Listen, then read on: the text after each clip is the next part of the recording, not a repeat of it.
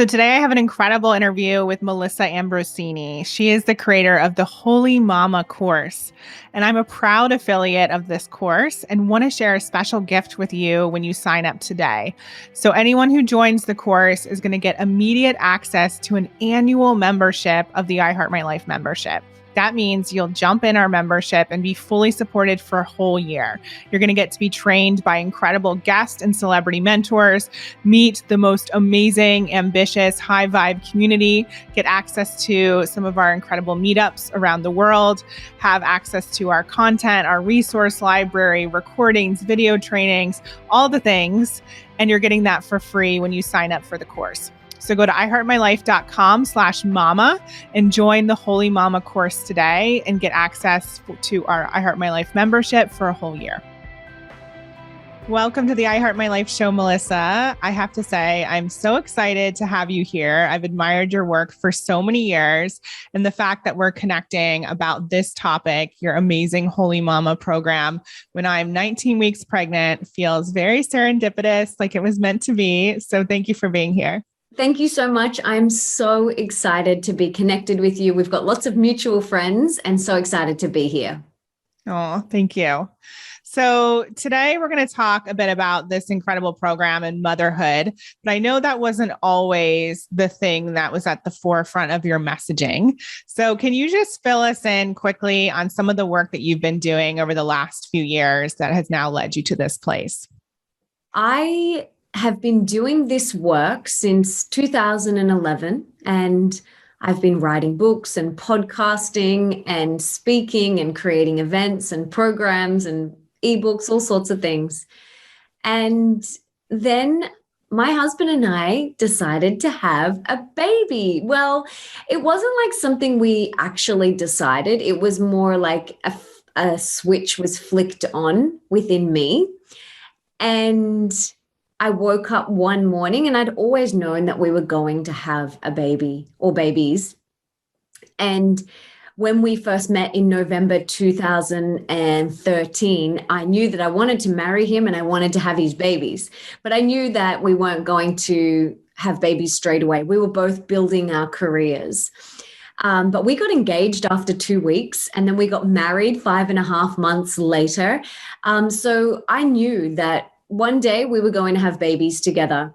And so in November 2013, I started my conscious conception journey, even though it was like 7-8 years later that we got pregnant. But I began on my conscious conception journey then because I knew that one day we would have a baby.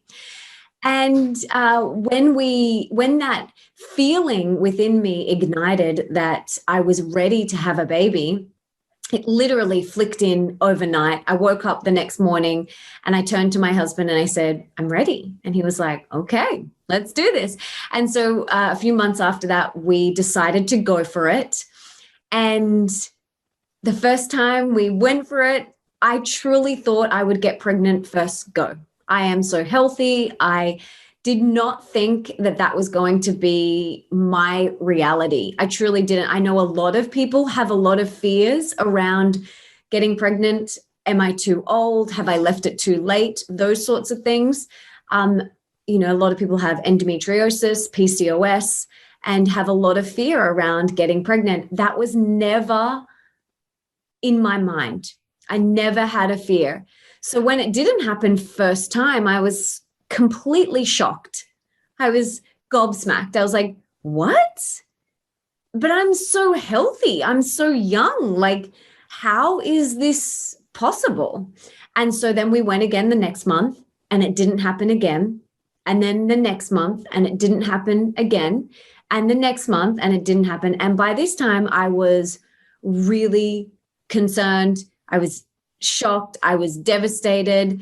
Each month was like a knife in my heart because I had such a deep, deep yearning by this time to be a mother.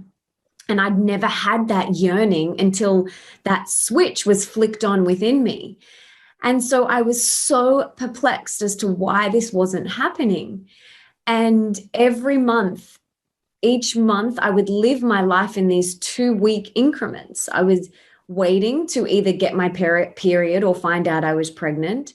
for 2 weeks. And then if I wasn't pregnant, waiting for the next 2 weeks to conceive, to wait till I was ovulating.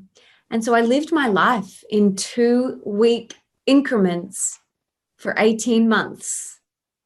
And it was the hardest thing I have ever been through in my life.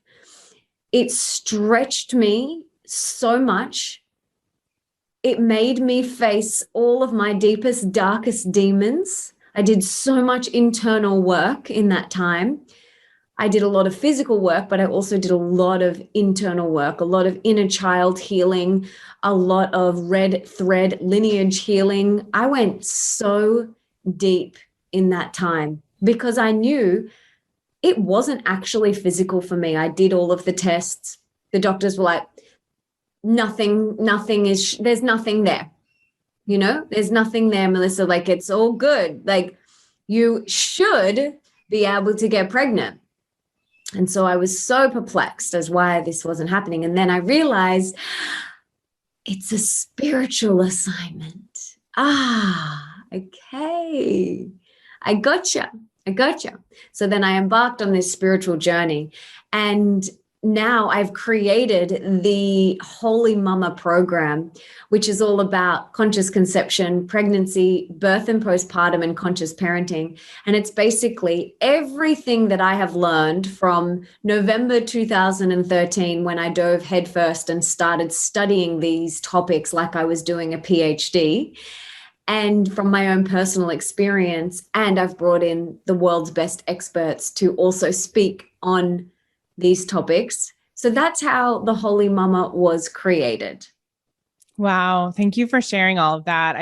I know so many women are going to be able to resonate with that. And I'm curious to know, when you realized it was a spiritual assignment, did that give you some sense of peace, or were you like, okay, but what does that mean? What are the steps that I need to take?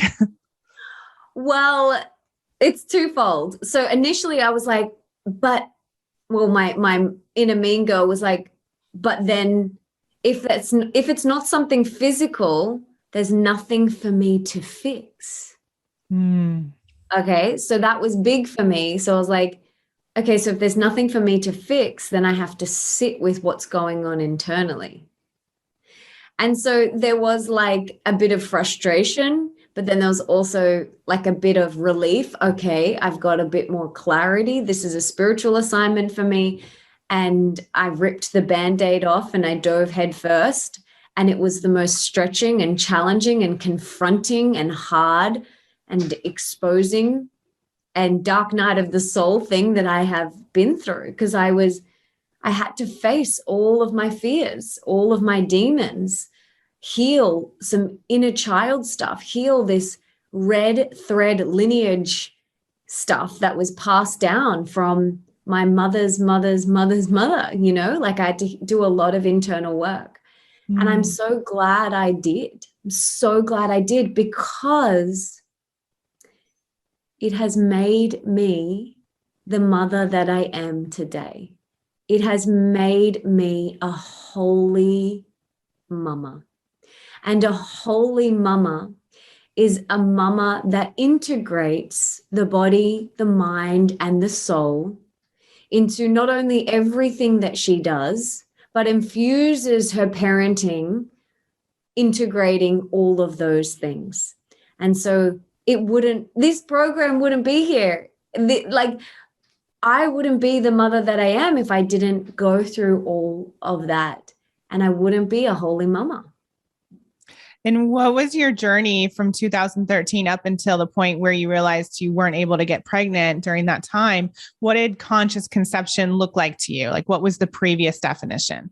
Okay, so let me explain what conscious conception is first. So conscious conception is when a couple or someone on their own decides that they have they have that yearning to be a mother or whatever you identify with, and they put into action, they take the steps, they make the conscious choice to conceive a baby. And we do that by prepping our body, so there's the physical aspect of it. We've got to detox the body and the mind, and the body is a very important piece because that is the vessel and the vehicle that the baby resides in for that period of time. So it's really important that our vehicle is healthy and thriving. And so conscious conception is about priming your body before the baby comes, and also priming your mind, letting go of any fears that may come up about pregnancy or birth or parenting or whatever it is, and releasing those fears and just getting yourself into the best physical and mental shape that you can to house this beautiful little soul that wants to come through. And so it was the spiritual side of it that was the piece that you believe was missing up until that point. Definitely. Yes. Got it. Because I was doing all of the physical things. I was, from 2013, my body was like, it was primed, it was ready to go. But I wasn't really looking at the internal piece, which is such a huge piece of it. Yeah. So interesting. I'm just thinking about my own journey as we're speaking, because up until a few months before conceiving, I was actually researching surrogates and I wasn't sure that I wanted to carry a baby. And then I read the book Spirit Babies and started to really tune in to this soul that wanted to come through, or check in to see if there was a soul that wanted to come through. And I actually had a dream about my daughter and met her. And it was like that instant moment where I was like, okay, this is happening. I desire this. And it was just such a strong like yearning to be able to carry her myself, because I always knew I wanted to be a mom, but it was never like exactly clear how I wanted that to happen in terms of pregnancy or adoption or surrogacy. And it's just so interesting because that spiritual piece for me as well was something, I mean, we got pregnant right away, but it was something that happened about 6 weeks before getting pregnant. And it really shifted something for me. Oh, thank you for sharing that. What I'm curious, and you don't have to share this if you don't want to, but what made you think that you wanted to go down the surrogacy route? Like, were you being told that you won't be able to have a child? I am so curious. No, it's interesting because I had family members. I'm 36 now. I had family members telling me for years, because my husband and I have been married for 10 years, don't wait too long. You're not going to be able to get pregnant. You're getting too old. And I deliberately chose not to listen to that because I didn't believe it. And I had tests about, 6 months ago, and I had like tons of follicles or whatever it is that they tell you have. I had like 57 and they said I should have 18. So I knew that was all good.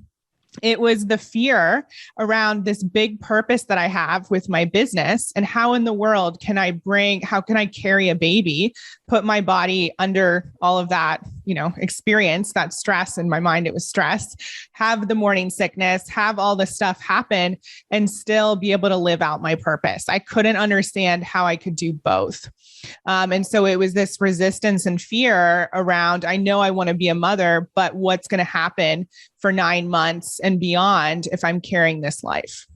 And then what shifted and clicked within you to make you go not down the surrogacy route and then to it was meeting her in that dream.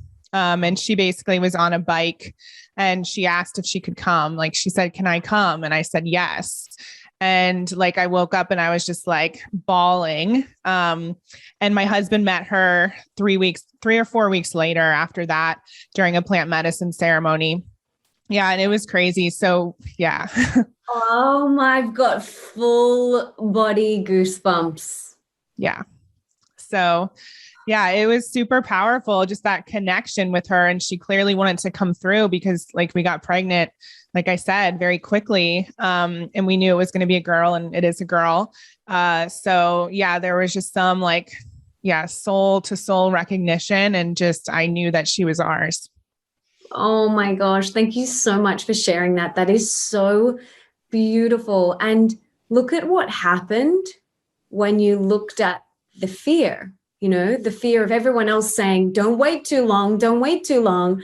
And like looking at that and then reading Spirit Babies and having that dream, like, look at what happened. It's just, this is what conscious conception is about. It's about asking questions and going within and looking at this stuff, Yeah. And to your point, the whole year before that, I mean, probably the last 8 years, I've been doing so much work on myself, but deliberately, I was working with a nutritionist. I had a therapist. I had an additional coach. I was, doing lots of deep work like what you described. And I was doing it more for myself, but I can see how that was also the preparation for that life to come through. And so, obviously a program like yours that encompasses all of that for people who, whether they've done this work before or not, it clearly works. I just didn't know the reason behind why I was doing it at the time. 100%. Absolutely. And this is what I teach in the program. It's not just about the body, it's about the mind too. And I'm so happy for you. I'm so happy for you. Thank you. So I'd love to know a little bit more about the next stage, selfishly. So you talk about having a blissful pregnancy.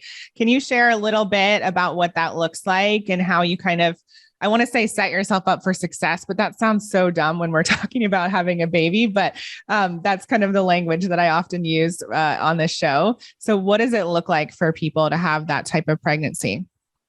Well, it's actually not silly language, because it's all preparation, preparation for the birth. And I'll talk about that in a minute. But the more preparation that you do during your pregnancy for birth, the better. It's like you are about to run the biggest marathon of your life. You don't just rock up on the day.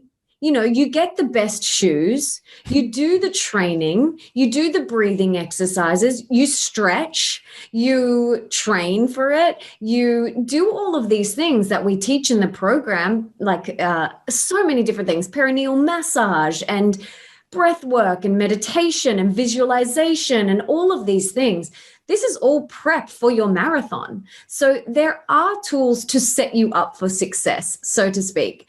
And the first thing that we've got to do is just look at the narrative that you have subscribed to around pregnancy. So what is the narrative that you have subscribed to? Oh, it's so hard. You're sick all the time. You're so tired. You feel so heavy. You get stretch marks. You get cellulite. Like, what are you subscribing to? What has been indoctrinated into society and then passed on to you? So it's really important that we actually look at the stories that are playing out and then reprogram them and subscribe to something that's more inspiring for you. So I truly loved my pregnancy. I loved it, and I loved my pregnant body. Loved it. Does that mean that I didn't feel nauseous? No, I felt nauseous. Did I have reoccurring UTIs? Yes, I had reoccurring UTIs. Did my nose bleed for a lot of the first trimester? Yes, my nose bled for a lot of the first trimester. But I actually don't even remember those things. I don't even remember them. I'm saying them now because I have to remember them because I teach this in the program, but you get to decide how you want to feel in your pregnancy to a degree. Yes, there are things that are happening to you, but the way that you respond to them is your choice. You can either look at it like, oh, this is so annoying, I'm so frustrated, or you can go, wow, I'm creating life. So of course my hormones are having a party. And of course I'm going to feel nauseous because my hormones are having a party because I'm creating a baby. I'm building lungs. I'm building tissue. I'm building fingernails, hair, skin, eyelashes, eyeballs. Like, it's all perspective. And so, yeah, of course I have this happening, but that's because all of these things are happening inside of me. And so the best way to really prepare yourself for pregnancy and birth is understanding what is going on physically in the body, like hormonally, what is going on in the body, and then understanding what a natural birth entails. Like for me, that was so important. And we teach this in the program, like understanding how the body works and how all the different hormones are released at different times to produce cortisol to get the body down into the birth canal. Like it's just magic. Like it's truly a magic show, right? And so the more that we can understand what's going on for the body, it can help us fall in love with pregnancy and our pregnant body so much more. And then the more we can understand how a birth just happens naturally, how all of the organs just get made and then come, like it's just magic, like how that all happens. That helped me so much. And it helped me trust my body and trust the process so much more because I understood what was happening when I was in labor. Does that make sense? Totally. And I'm just thinking I'm having a home birth. That's the plan at least. And my midwives were telling me that you don't actually want labor to happen really quickly because like you said, there's all these different things that happen to help it along. And, for us to think that we want to rush the process, that's not actually the natural way for things to happen. So I'm personally so excited to take your course just so I can learn all of this because like you said, that education piece, it just like eases some of the stress of it. And it's also crazy when you think about like for people having morning sickness and nausea, the fact that so much is happening within your body and like that's the main response, that's really not that big of a response for what's actually happening in your body. It's really incredible to think about. And it's also so powerful to think about how the body knows what it's doing. And you don't even have to, like, obviously we want to take care of ourselves, but we don't have to do anything. And I think for me, that's been such a reminder of life because I got to work so hard and I got to try so hard sort of a person. And it's like, okay, well, just like my body knows what it's doing. How would it be if I had even more trust in life in all areas in the way that I do right now? It's such a big key to this whole process, like just trusting your body, trusting your baby during the pregnancy phase and then in birth. Like, yeah, think of how many people have done this before us. How many women have birthed babies before us? Billions, right? And they have done it for millennia, and we need to trust nature, trust our body, trust our baby, and just be really mindful of what we're subscribing to, what we're saying. And I teach this in the program, like, the words that come out of our mouth is so important, and the thoughts that we think, like I have a friend and she had a home birth and then ended up going to the hospital, and we were chatting about it after and we were reflecting, and she said to me, I always had a fear of going to the hospital and I think I manifested that.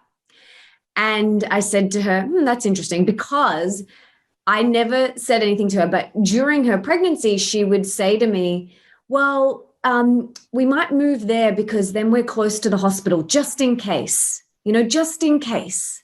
And she kept on saying that, like, just in case, just in case. And I reminded her of that.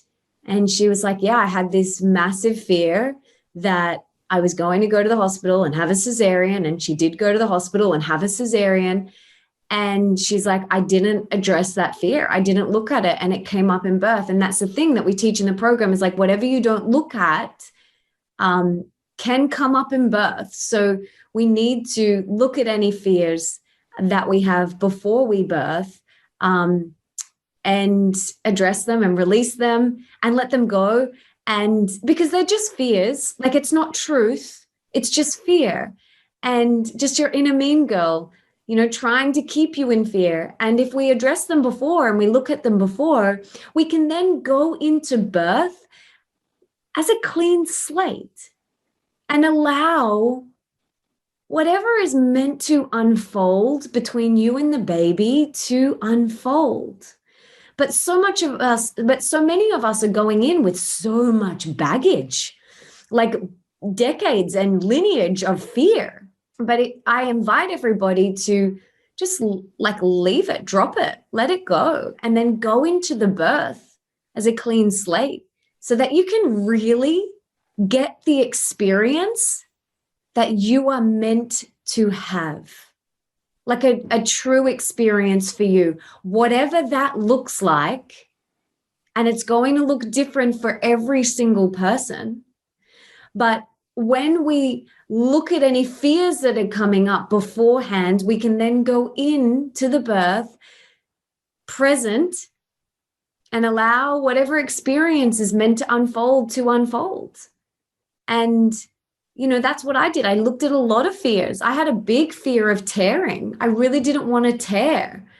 And so I looked at that and addressed it and looked at where that came from and why that was present for me.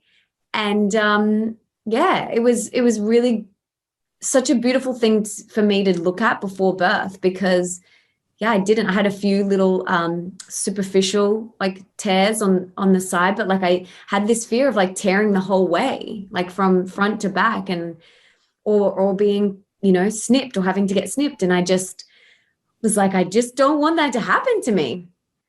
And I looked at it and then, I didn't have any big tears. So it's really important that we look at the fears before birth. And I teach this in the program. I love that. One of the things that's come up for me forever is like this fear of breastfeeding.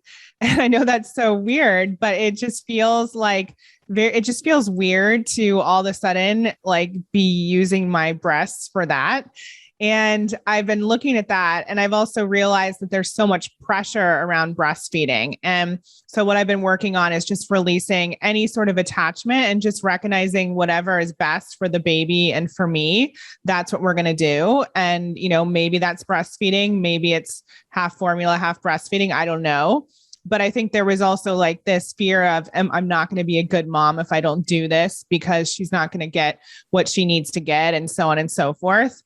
But I've just been practicing not being attached and just trusting that whatever relationship we're meant to have with that, it will be. Yeah. And look at, dig into it. Like, where do you think that came from? Like if I was you, I would go investigate. Like, where did that come from? That initial fear and dive deep into that because that will leave clues. Yeah. I will. Yeah, thank you. And I'm sure that you shared this in the course, but did your birth experience surprise you? Did it delight you? I'd love to know a little bit more about your experience. I've never, ever shared my birth story ever, but I will be sharing it in the program. Okay, great. So you'll have to come and join the program. But what I can say is my birth was the most expansive, beautiful, stretching physically and metaphorically experience. Like, when I think back to my birth, I am so proud of myself. I am so proud that I climbed that mountain and I did it and I became the birth shaman and I brought her down. But there is some things that happened and I share that in the program and we got through it and we did it. And it's, the female body is amazing. It's amazing. And it's so powerful. And Dr. Sarah Buckley talks about give the body the chance, create the environment. You've got to feel safe and secure and you've got to feel private. all of these things, like create the environment, which we talk about in the program, but then like let the body do what it so naturally and effortlessly does. Like we don't tell our body to like do a number two, right? The body does it. Like we don't say, okay, now colon, we need you to squeeze like this. So all of my, number two can come out. Like we don't have to tell the body to do that. It just does it. And it's the same with birth. We don't have to tell it to do it. We just need to get out of the way most of the time. Yeah. And in terms of your birth experience, I know that in the course you talk about the team around you. And that's definitely been something I've been considering. I'm a big introvert. And so I'm going to have 2 midwives plus my husband. And I'm considering, do I want a doula? Do we want a night nurse later on? Do we want a nanny? All the things. And being an introvert, I'm like, how many people do I actually want in my space, especially during that time? So I'd be curious to know your thoughts, not just for me, but for everyone listening, around putting together that support team. Yeah, your birthing team it's so important. And we talk about this in the program because essentially birth is a very intimate experience. It's a very intimate experience. And a lot of my teachers, they would say to me, Melissa, if you wouldn't have sex in front of these people, then you don't want to birth in front of them. So you because it's very intimate, like it's a very intimate experience. It's one of the most sacred and precious and intimate moments of your life. So think about, do you want 15 people in the room watching you? Or, it's really important. And so you've got to feel like safe, and you've got to feel private, and you've got to feel uninhibited. Like a lot in the mammals in the wild, they would go and hide. They would go behind the bushes and they would hide and they would give birth and then they would come out, So that's kind of like what we've got to think about. So it's really important when you're thinking about your birth, like think about who would you like there? Who do you feel really comfortable with? I personally didn't want a lot of people in my space. I had a midwife and my doula and my husband, obviously. And then I had a friend who was taking photos and videos. She's a videographer and photographer. So there was me and 4 other people in the space. And I know lots of people have so many more people, but it really has to come back to what you want and what you feel the most comfortable with. And I'll share in the program more about my birth story, but I felt so held by my team. Nick, my doula, and my midwife, they held me so beautifully during that time. I felt so safe. I felt like they had me. There wasn't ever a moment in my birth where I didn't feel safe, where I felt scared. I never felt scared. I knew that they had me, and there was such a nice mix of energy as well. My midwife was a tiny bit more, Melissa, we're doing this, and then my doula was like, sweetie, okay, we're going to put your leg up on the side of the pool now. Like she was a little bit more like motherly, soft, loving. And then my midwife was the same, but then she had a bit more like, we're doing this, a bit more of which I needed, so it's really important that you have people around you that you feel very comfortable with, that you trust, that you feel held by. And that might be a friend or your mother or whoever. But I mean, I personally think less is more. Absolutely, that is my belief. Less is more, but enough to feel comfortable and to feel safe and to feel held. So whoever that is. And then you asked about like night nurses and nannies. That's separate. You don't need those people at your birth. Like they come later. And my advice with that, which I talk about in the program, is remembering that it takes a village. 1000% it takes a village. And if you desire support in the form of a nanny or a night nurse or a cleaner or a cook or whatever it is, if that lights you up and that is something that you want, then absolutely, sister, go for it. Like the more hands on deck, the better.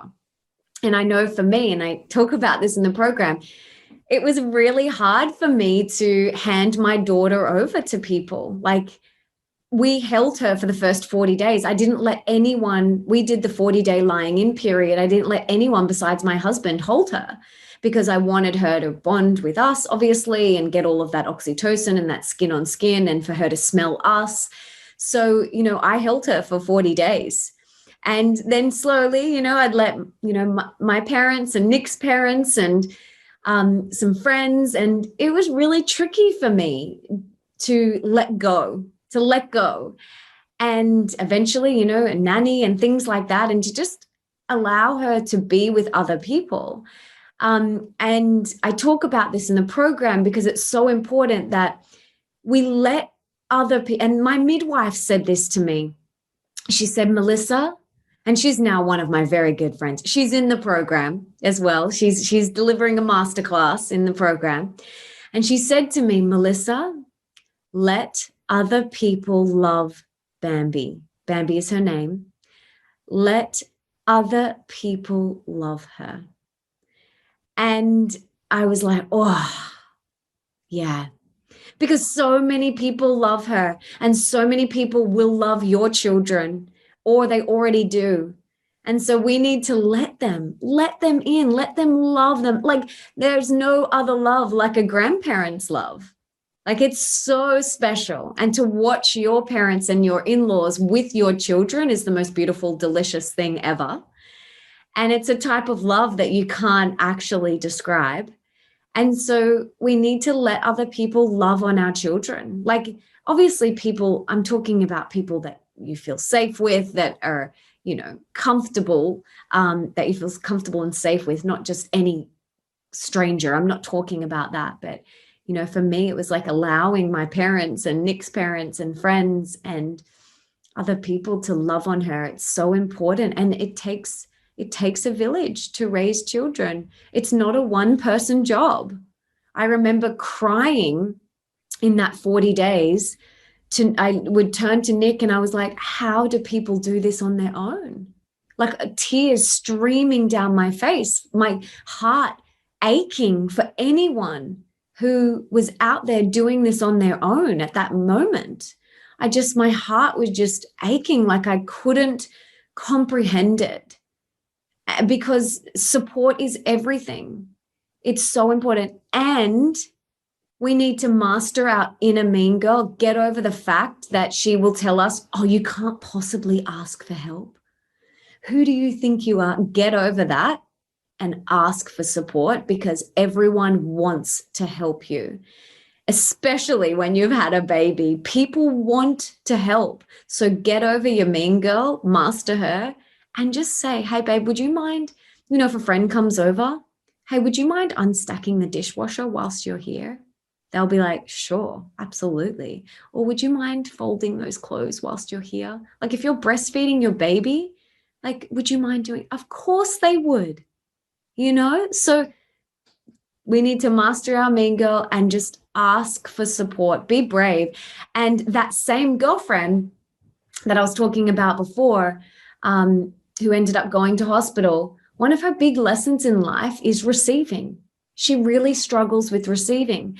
And so when she had a cesarean, she literally was like, I literally can't sit up, And so she was like, the universe is like, all right, you need to really practice receiving, babe. And so we would just be like, we're dropping this off to you. We're doing this for you, whether you like it or not. And it was really hard for her to receive that, but she moved through it and she's grown so much. And since then, she has gotten so much better at receiving and asking, because it was such a big thing for her. Yeah. And then she got that life masterclass. Yes. So thank you for sharing all of that. And I'm curious to know, obviously, the whole birth experience, having your daughter becoming a mom, has helped you create this beautiful program. I'm curious to know, how else has it shifted things for you as an entrepreneur, a business owner, somebody who has an additional purpose besides being a mother? How have things changed behind the scenes?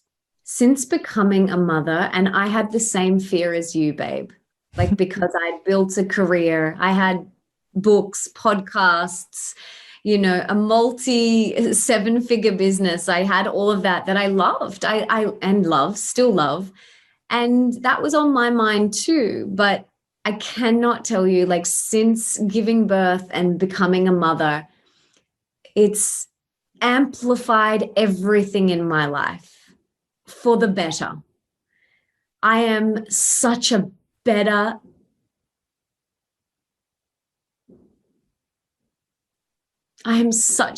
person. I'm such a better human being. She's brought out the absolute best in me. She's made me the best version of myself. She's brought that out in me. She's made me a better entrepreneur. She's made me a better mama.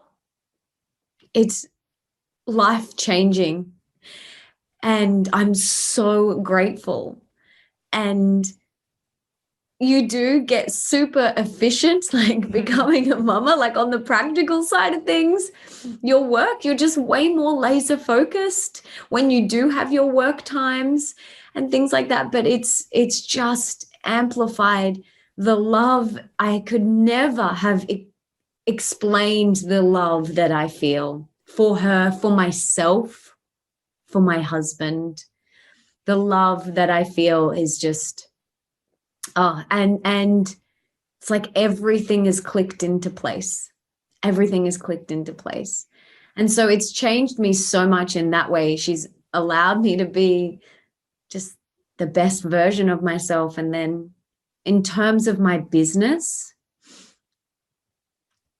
you have to ask for help. Yeah. Like right now, she's with her nanny, and this is my work time. You have to ask for help, and you have to be super disciplined. And when it's your work time, you are just so laser focused. Like there's no scrolling social media. I don't have time. I've got 2 hours now to do all of these things while she's with her nanny. So, you're just really diligent with your time, but it's just made everything better. So beautiful. Thank you. So is there anything else you want to share about the program in terms of the length or any of the details? So it's broken up into those 4 areas. So conscious conception, pregnancy, then birth and postpartum, and then conscious parenting. And like I said, I've got some beautiful guest experts from all over the world also in the program. And you can upgrade to become a VIP mama, which is awesome as well. And when you upgrade to become a VIP mama, you get 5 extra masterclass sessions with guest experts that some of them no longer see clients one-on-one. And you get to submit your questions to have them answer your specific questions, which is amazing. So we've got Dr. Stephen Cabral, Dr. Cleopatra, Dr. Sarah Buckley. We've got Deborah Bonero, who created the documentary Orgasmic Birth. And it is just a life-changing documentary, which we talk about in the program. So we've got some incredible guest experts there. And also, Dr. Oscar, who wrote the postnatal depletion cure. So you get those 5 masterclasses when you become a VIP mama. And, I just want to leave everyone with this. It is your absolute birthright to have and to feel empowered in your birthing experience and in your motherhood and during pregnancy. It's your birthright to feel empowered and to have an empowered pregnancy, an empowered birth, and an empowered parenting journey. It's your birthright. And it's my mission to help people feel empowered, whatever that looks like for them. And it's going to look different for every single person. For some people, that is a home birth. For some people, that is a hospital birth and being able to choose, their doctor or their midwife, whatever it is. It doesn't matter. All that matters is that I want women to feel empowered during this phase of their life. Because when women feel empowered, they're going to bring in conscious babies. And when we birth conscious babies and we're feeling empowered in our parenting, the whole world will shift.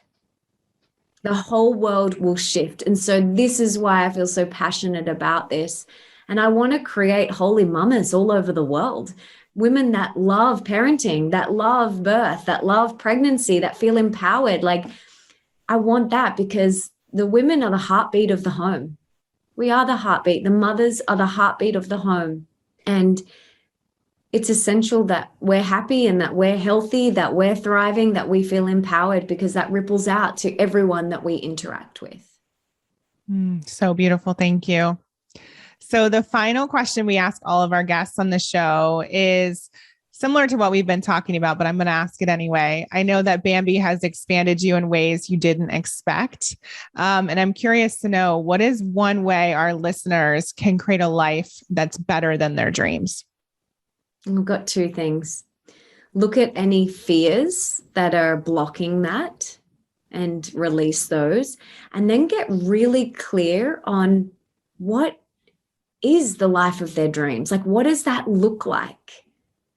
Get really clear on that. Write it down. Create a vision board. Get really clear on that, because so many people say, I want my dream life, but I'm like, okay, well, what does that look like? And they can't answer. So release any fears and then get really clear on what your dream life is and looks like. And then have a baby. Just kidding. I understand why people like push babies though, because I didn't get it before, but now that I've had a little bit of the Kool-Aid, I can understand why you want everyone to have a baby once you do. If it's right for them. It's magic. Yeah. It's just magic, real life magic, especially when they're coming out. Like, that's magic. Crazy. Well, I'm so excited for you and grateful that you're doing this work. You had so many other things going on. You didn't have to do this. And so I feel like the world is so blessed to have you out there sharing your story and sharing all of this beautiful material and bringing together these teachers that we wouldn't otherwise have access to. So everyone needs to sign up for this and learn from you and just absorb all of the beauty, because I know it's going to be magical. Thank you so much. I'm so grateful and so excited to see you inside the program, my darling. Yes, I can't wait. Thanks, Melissa.